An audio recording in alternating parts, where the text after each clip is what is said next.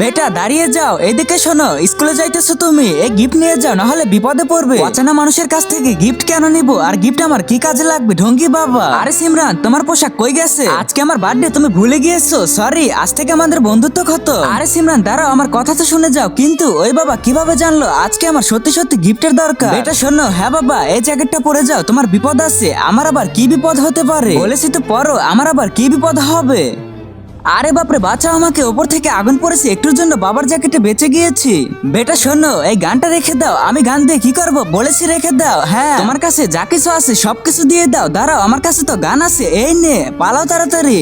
বেটা এই ধরো স্ক্রু ড্রাইভার, রেখে দাও, কাজে লাগবে। এখন আবার এটা কোন কাজে লাগবে? বাচ্চারা, তোমাদের কাছে কি স্ক্রু ড্রাইভার আছে? আমার গাড়ি নষ্ট হয়ে গেছে, মাকে হাসপাতালে নিতে হবে, আমার কাছে আছে, চলো। বেটা আজকে তোমাকে কেউ কিছু খেতে দিলে খাবে না কিন্তু, ঠিক আছে বাবা? তার আগে তুমি দুধ খেতে ভালোবাসো না মদ খেতে ভালোবাসো? যদি দুধ খেতে ভালোবাসো তাহলে ভিডিওটিতে লাইক করে চ্যানেলটি সাবস্ক্রাইব করে দিও। ভাই প্রসাদ খেয়ে নে। প্রসাদে আবার কি হবে? খেয়ে নে। বিজয়ের কি হলো? কমেন্ট করো একটা করে।